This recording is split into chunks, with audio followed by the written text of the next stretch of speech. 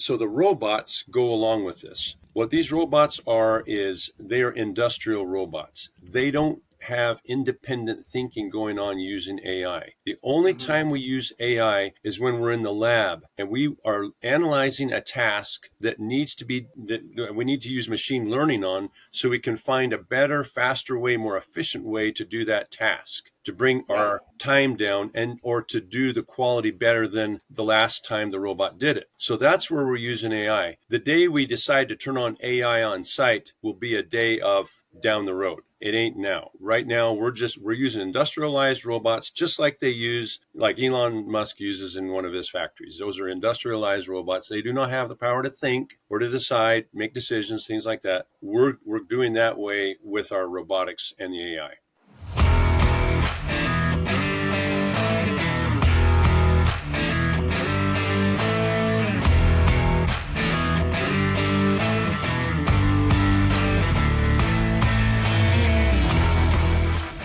What's up, everybody? Welcome back to another episode of the Builder's Bible. I'm joined by David Johnson. He's the CEO and founder of Gingerbread Homes, and he is doing some really innovative things. One thing that I've found as I've talked to builders, contractors, is skilled labor is always a pain point, no matter who I talk to.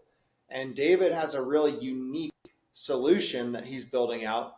And so I'm really excited to pick his brain on this. David, my first question is always the same. Tell us a little bit about your story. How did you kind of get to where you are today? Well, it goes back to when I was a boy.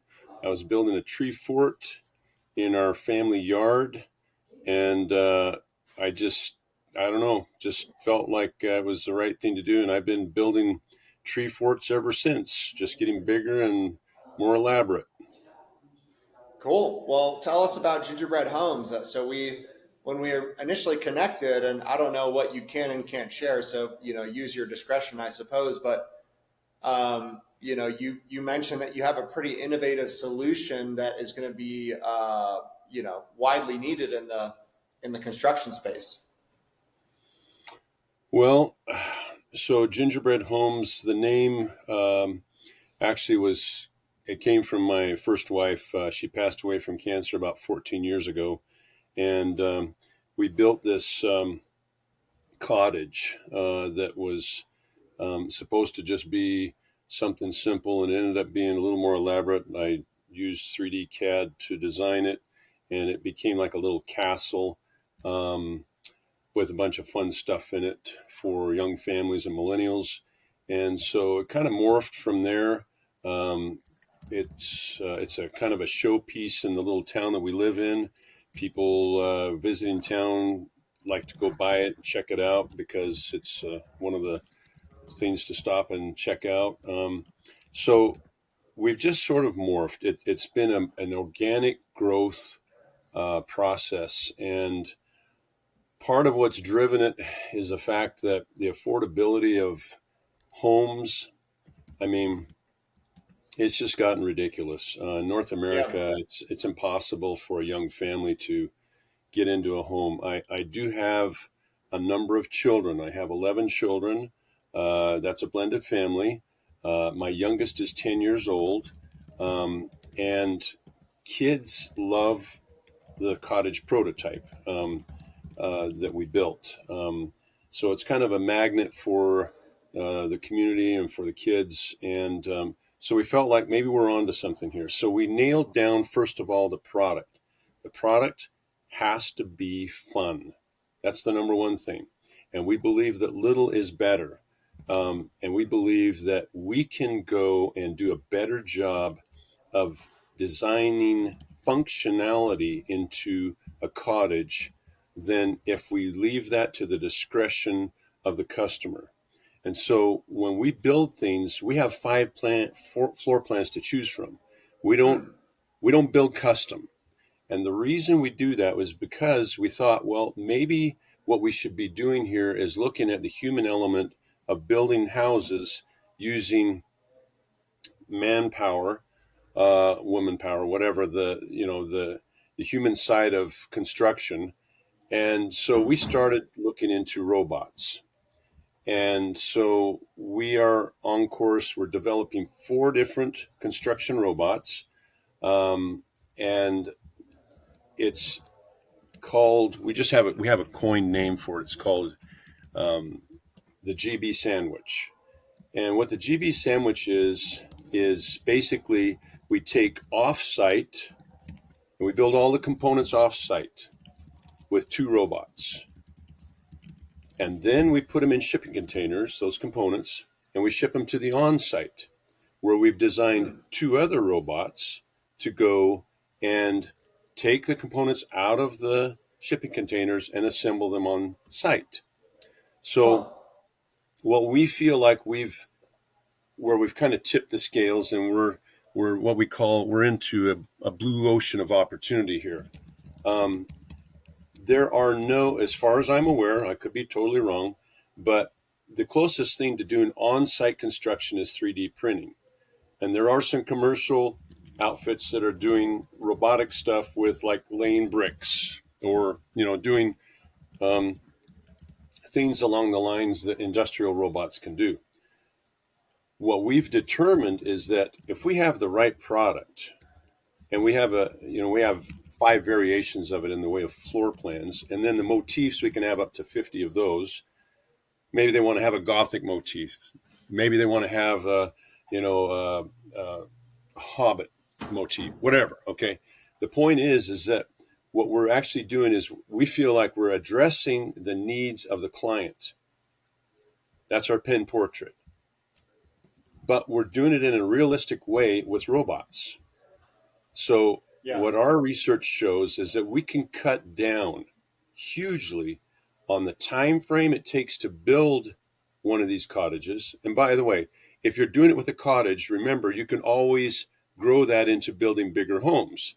But we wanted to Right. start with something that was manageable. And we're not talking about tiny Right. homes here. We're not going there. We're talking about lovable, livable homes. Go onto our website, check it out. You'll know what I'm talking about once you see it. But we wanted to go and make it something that's buildable by robots repetitively, and then the quality goes up because you're not waiting Monday morning for one of your workers that had a hangover from the weekend, and you're going to pay him $95 an hour to have him screw up the Right. job anyway. Right. So we didn't want that. We wanted, and the safety side of it. Think about this. You talked about in the beginning, Andrew, about, what do we do with, the working side of, of building houses the way we do them, the way we've been doing them for decades, centuries. We do everything on site. We bring all the materials in and we try to put this thing together and make it work.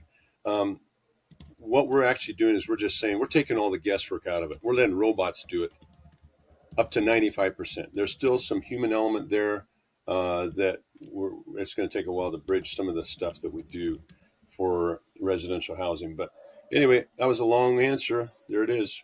Well, okay. So, David, help me understand. So, what you're not doing, if I understand correctly, is you're not going to large commercial or residential builders and saying, "Hey, instead of using humans to build your stuff, we're going to give you robots, and you're going to pay me for all the robots." You're actually you're developing robots, and you've also developed the actual product that they're going to build. Does that make sense? That's true. Now, is your vision eventually like for, those larger companies to start hiring your robots for their physical workforce, for guys to swing the hammer and pour the concrete and stuff like that?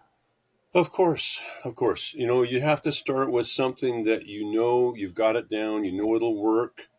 And so then you elaborate on it, you upsize it to be something bigger, instead of, because these cottages, they're less than 1,000 square feet. But we believe in cubicle space and not just linear space. We build everything in. There's virtually, in the cottage prototype, there's nothing that's movable except some stools around the counter. Everything else Yeah. is built in. So therefore, think about that from the buyer's standpoint. Well, I don't have to worry about buying furniture because it's all built in for me. I just got to buy the mattresses that I want on the queen size bed frame, but the bed's Yeah. built into the wall. The dressers are built into the wall. The cabinets are built into the wall. Everything's built in to a ready to live in unit. And so they're not worrying, the homeowner doesn't have to worry about buying furniture. Oh, and it does come with solar on the roof. Okay. So Hmm. it's totally self-sufficient. It can be off grid or whatever. The point is that we customize everything. When we're building as builders residentially, every job is a custom job. Yeah. No matter what. That's the way we've been doing it forever. And if we take that customization out of it, then of course we're going to have those. They're going to still say, well, I really want the window over here. I want to move this, my kitchen where I put my fridge. I want to move it over there, whatever.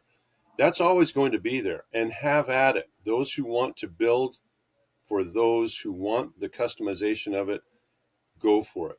We're not there. We don't want to be there. They may have, because I spent some time in manufactured housing industry and modular industry and the panelization industry, and we'd offer them 3 colors of carpet, whatever color of curtains you want. You got these 3 to choose from, and there's your lino on the floor, and there's, blah, blah, blah.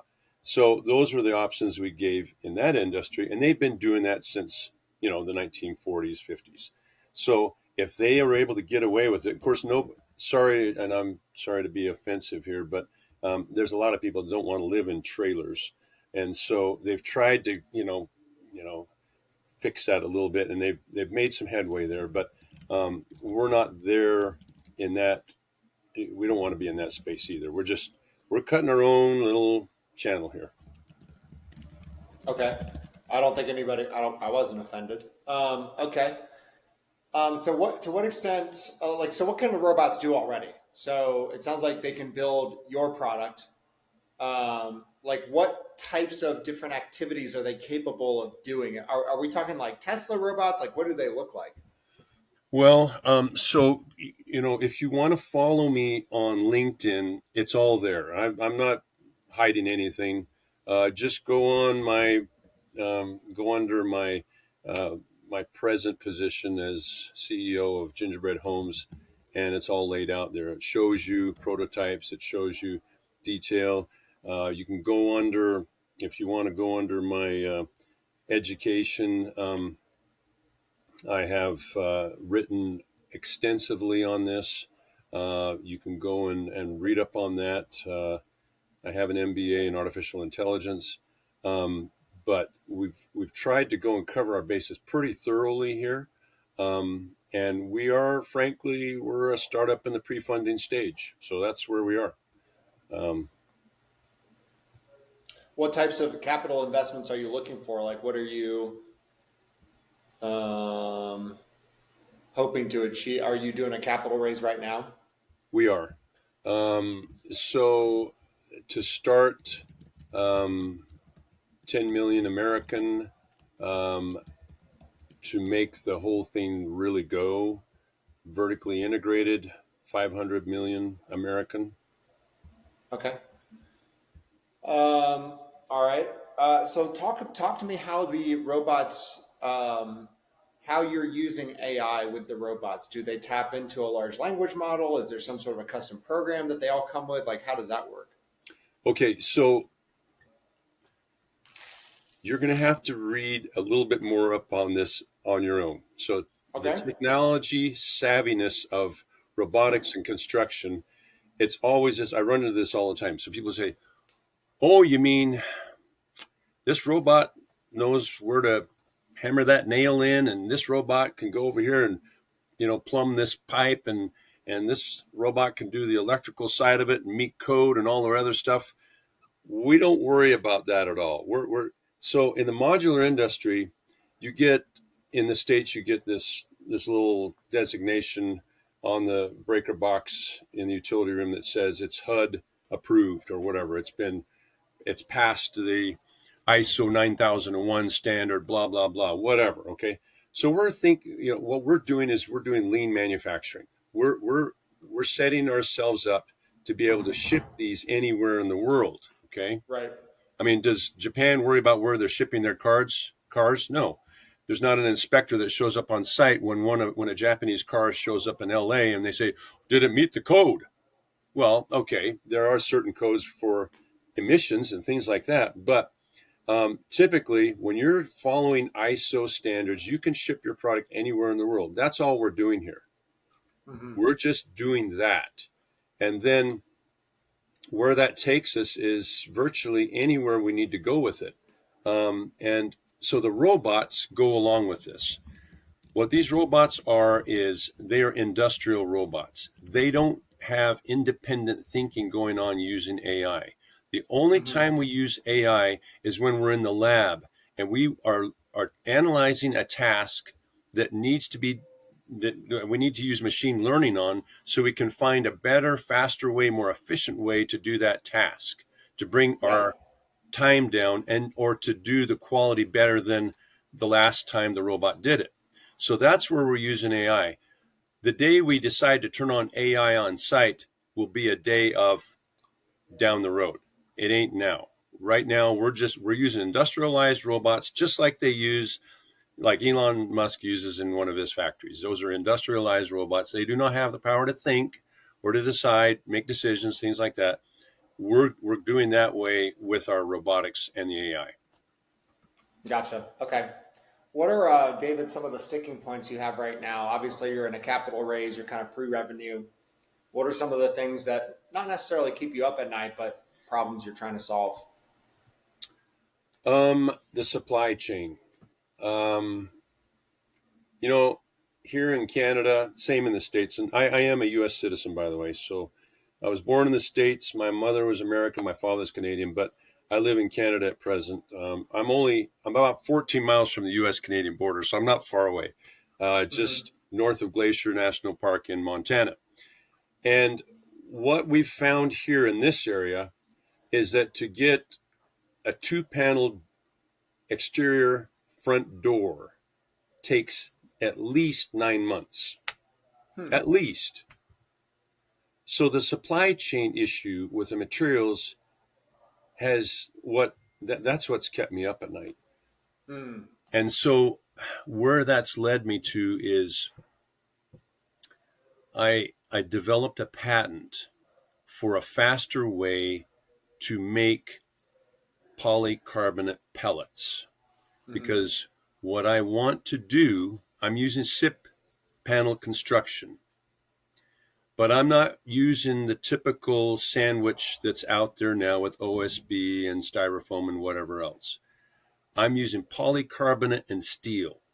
Hmm. That's a lot of polycarbonate, a lot. And it isn't going to be cost effective, but it sure is a whole lot stronger and a whole lot more waterproof and a whole lot more bulletproof than everything else that's out there right now. Yeah. And so that's what I want to use. That's what we're designing for in these cottages. And therefore, I need to be able to have access to that. So this patent is a way of processing polycarbonate pellets cheaply and so that I can get that supply chain issue rectified right up front. Hmm. All right. What's something that fires you up that we haven't talked about? Well, I'll tell you, the thing that really fires me up about this is basically this is definitely a disruptive course that we're taking here. Yeah. We're it's it's a game changer for the industry, I believe, um, because for all the things I've already mentioned. But one last thing that I would say is a bit of a game changer here. Have you ever seen a house being moved down the highway? Yeah, I have. Pretty big operation, eh? Yeah, that was very Canadian the way you said that. And yes, it is. You know that those house movers, those home movers, they have about a 100 to 200 mile radius that they work in. Otherwise, it's just not effective for them to do it. And their timing has to be perfect. They have to go and raise power lines, and they have to make sure they don't try driving under bridges that are too low and all this other stuff. So that's always intrigued me as to when people are so desperate, they're buying old used homes that are 50 years old. We have that happening here. They're buying old homes way up north. They're bringing them down to the southern part of Alberta, and people are living in them because they're so desperate to have something to live in. And that's Yeah. bothered me. That's really bothered me. And so house moving has become a part of it too. So the cool Hmm. thing about our concept is that a GB cottage is bolted together Hmm. by robots. And if it can be bolted together on site using robots, then we can reverse engineer it and have the same robots unbolt it, put it back in shipping containers, and move it to the next site. So, how's that a game changer? Well, think about this. Everything in this industry is driven by real estate, right? Okay. Sure. You buy the land that your house is going to be sitting on. Okay, great, wonderful. But in 10 years from now, I may not like my neighbors. Yeah. I may not like how the neighborhood's gone downhill. Hmm. I will still love my home, but I don't, the setting isn't right, right? So Yeah. we've got to get out of this. We've got to have a paradigm shift in how we're thinking. We can't keep thinking that everything is, what the realtors will always say is, location, location, location. Well, yeah, that is important. But if you're tying your house to it, it's dead in the water. So if you could go and your investment when you buy a car, your car is not attached to your property. You can move it to the next place you move to, but we can't do that with our homes. The homes that we love, we'd like to be able to move, and it isn't feasible to go and lift that thing up and move it somewhere else. So if you can take the same robots, take them back, unbolt the whole thing, put them in shipping containers, move it to the new site where you want to retire or whatever. You keep your home. Now it becomes a part of you. It's your property. You bought it. You take it with you, including the solar panels, whatever. Are you? I'm assuming yes to some extent. Are you guys gonna build and cater to short-term rental industry at all? Of course, we can Yeah, do I would think that would Airbnbs. be We can do, yeah. these little cottages can sit, in you know, a mountain landscape, wherever. And, if somebody wants to buy 100 of them and put them up and, rent them out for weekends or whatever. Absolutely. I mean, a house is a house. Use it however you want. Yeah. Okay. Um, all right. Well, if David, if people want to learn more about who you are and what you do, besides going to your LinkedIn, is there anywhere else you'd like to send them? Well, they can go to our website. Hmm. It's gingerbreadhomes.biz is the URL. Um, and yeah, I'm pretty accessible. So contact What is the information is there. out of curiosity? What's the David price point on some of these cottages? Like, let's say, okay, I'm seeing this all over here in Colorado, but like people buying these small prefabbed homes for their land that they bought out in the middle of nowhere. What's the price point on something like that? Let's say I have some land and I want to set up some Airbnbs. How much does it cost me to buy a couple of the gingerbread homes? Um, so we're trying to price it. By the way, I have an aunt and uncle that live in Boulder, so great place. Um, what we're looking to try and do, Andrew, is we want to try and start these at 189 American. Okay. Um, and yeah, we can go up from there. Um, I'll just give you one little quick story here. My eldest daughter, her and her husband, both have master's degrees, get paid very well, six-digit figures. Uh, it's taken them 9 years to be able to afford to buy a home in Lehi, Utah, that Hmm. was over or almost $600,000. And they put a huge amount down on it. And in actuality, it's a 35-year-old fixer upper. Nice Yeah. house. They got kids and everything, but I've got a slew of married children that can't afford to get into anything, and nothing Yeah. around a $500,000 mark. And so we're just, and I realize the Utah market is, is just ablaze right now because, there's just not enough houses there. But um, it's a problem anywhere you go.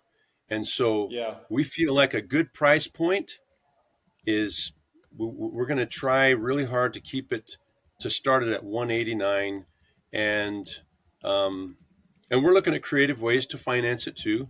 Yeah. We're definitely thinking about doing in-house financing. We're thinking about doing.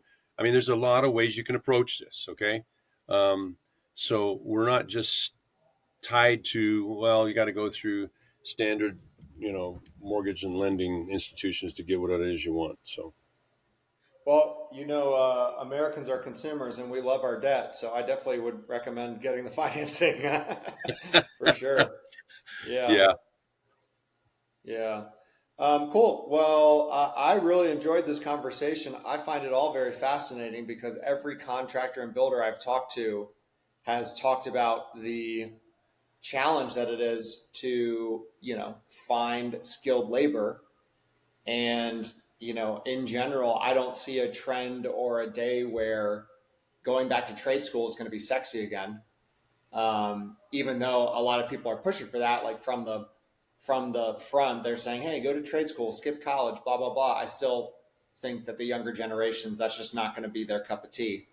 So I do believe that robots and AI are the future, even though people are largely skeptical. But this has been fascinating to me. I love hearing about these types of innovations, and I'm just curious to know, how long it's going to take before we start seeing like the Tesla style robots doing the shingles and pouring the concrete and stuff like that. I'm curious to know if it's going to be 5 years, 10 years, 15 years, but I see that as just a matter of time. Yeah. Amen, brother. Absolutely. All right, man. Well, thank you so much. Hey guys, if you want to learn more about Gingerbread Homes, David has dropped his LinkedIn profile. We'll include his URL in the show notes, and go check out some of his work. And then I'm assuming, out of curiosity, David, what's a minimum investment if someone wants to help be a part of what you're doing? Like, what's the minimum threshold typically? Well, you've brought up Elon Musk several times in this conversation, and I have too. Um, if I'm not mistaken, I believe he was doing pre-ordering for the Tesla 2 years, 3 years in advance. Um, that's what I'm talking about. I think there's a lot of ways to go about doing this, and I'm open to doing that. If people want to pre-order one of these cottages, we're open to that. We can Yeah. we can approach this in a lot of different ways, and that just makes it a little bit more um, salient for bigger investors that say, "You have how many that want to buy these X number, and they Yeah. put this much down already?" That's pretty good indication that maybe something's going on there. So I think that's probably one of the things we're going to definitely pursue as an approach to this. Um, and so yeah, we're talking a lot of different ways. Yeah. Cool. All right. Well, it sounds like just go friend David on LinkedIn and message him, and he's very accessible, guys. You could also just shoot him an email. So, David, thanks so much for joining us, and guys, check out Gingerbread Homes. They're doing some cool stuff. Thanks, Andrew. Appreciate you, buddy. All right, man. We'll talk soon. Bye.